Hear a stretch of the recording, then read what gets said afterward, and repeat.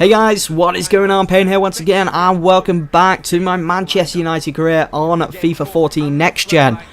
Now, I've been doing some thinking recently about this series and what direction I want to be taking it in, and what I've come up with, and I want you guys to let me know what you think of this idea in the comment section below.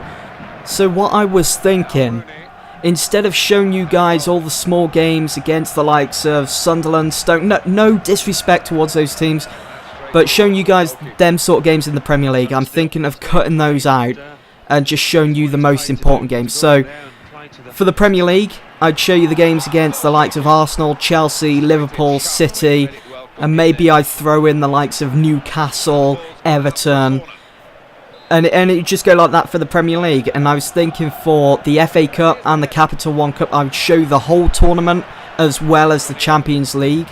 And in doing that, it'd allow me to show you guys more longer highlights from whatever game it is that we're playing.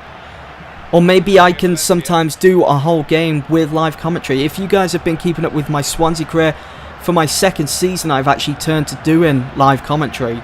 Instead of doing post commentary, which I'm doing right now, talking over gameplay. So let me know in the comment section below. Let me know what you think about that idea, or do you want to just keep it as it is, or do you want to see a change in this series? Be sure to let me know in the comment section below. So with that out the way and done with, our first game of this video, as you've been watching, was to be played against CSKA Moscow in the group stages of the Champions League. Now recently we've been doing pretty average in the group stage. I would have liked to have had a better start. As you saw a couple of videos ago, we played Wolfsburg at Old Trafford. That ended in a 2-2 draw.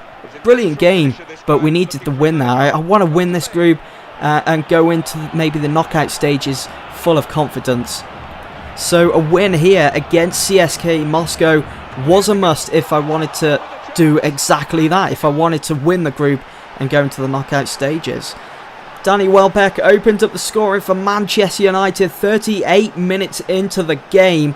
Darren Fletcher had the shot, took a deflection, and the ball fell to the feet of Danny Welbeck. There was calls for offside, but he was there in the right place at the right time, and the goal stood.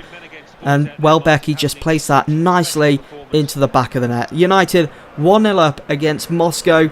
Straight after kickoff, Ashley Young found Wayne Rooney one-on-one with the keeper. Just wasn't enough power in that chip to lift over him.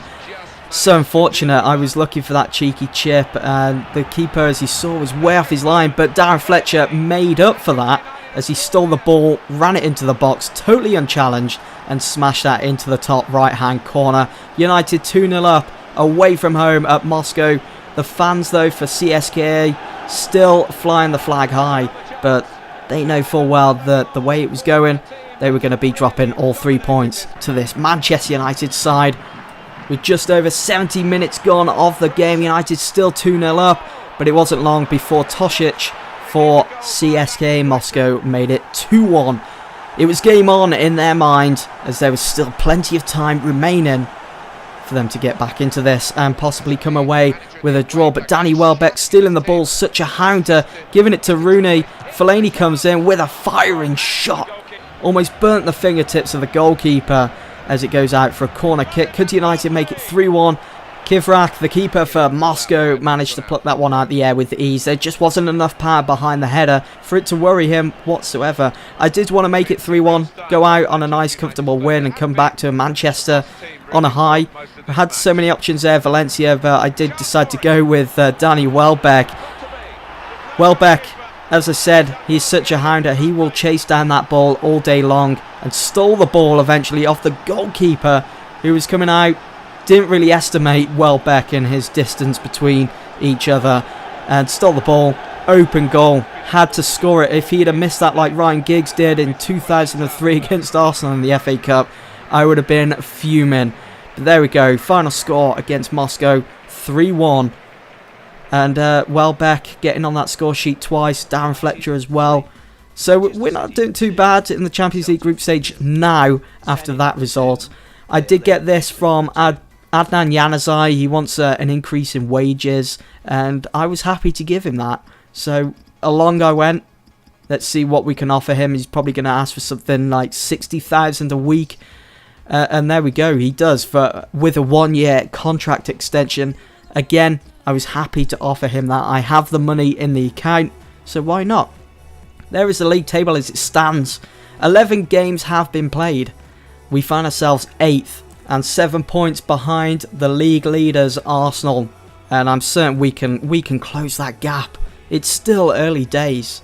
Anyone can win it, but at the moment it's looking like it is in real life, with Spurs in 5th, Liverpool, Chelsea, Arsenal, City all battling it out. Our next game at Old Trafford was to be played against Stoke City. Now, what I've just been thinking whilst going along with this commentary, with that idea that I came up with earlier on, I can still carry on talking about United in real life, the situation going on with David Moyes and whatnot. Just let me know what you think in the comment section below, guys. I did actually forget to mention that at the start of this video, so don't worry, that'll still be there. I'll still be talking about the situation.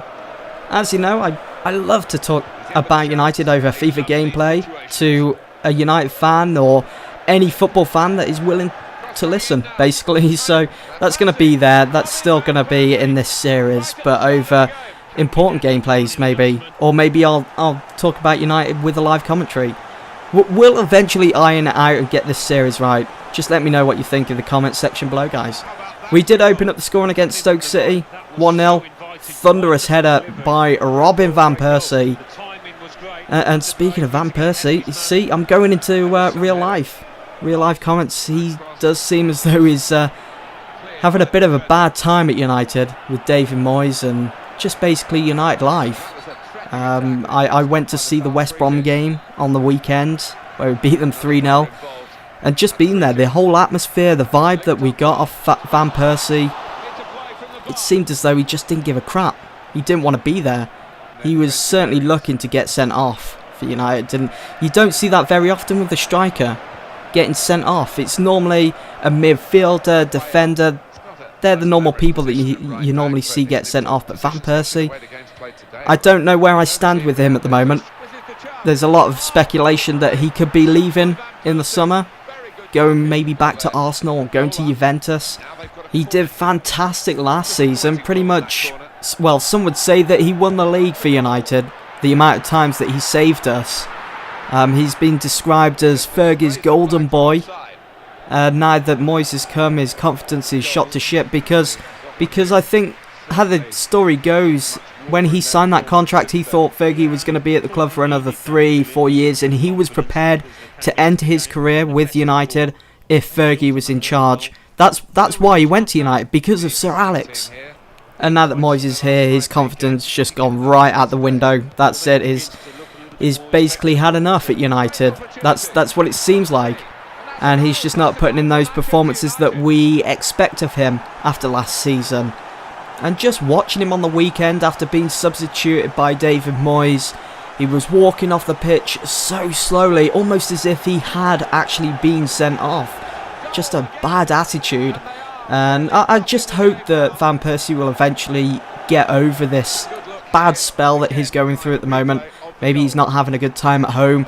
Who knows what it is? It's obviously something personal, his feelings towards the club. I just hope that he does get over it, because I'd like to see him stay at the club now until he actually retires, because he's at the age of 30 now, going on 31. So I'm sure he'll be retiring soon, or he'll be thinking about it. There's always going to be speculation though. I mean, last year, I think it was, in the summer before last season, it was all across the news. Oh, Ronaldo's going to be returning to the club, and everyone was getting all excited. It never happened. Ronaldo came out eventually and said, you know, Manchester is my past, I'm at Real Madrid now, and he signed a new, 4 or 5 year contract, which it's going to be harder for United to buy him out of that now. I think it's come out recently that he's worth 122 million if we wanted to buy him, and that's a lot of money for just one player. But going back to Van Persie, as I said, there's always going to be speculation with players returning back to their club, and personally I don't see that happening. I can't see him going back to Arsenal. The Arsenal fans call him a traitor for going to Old Trafford.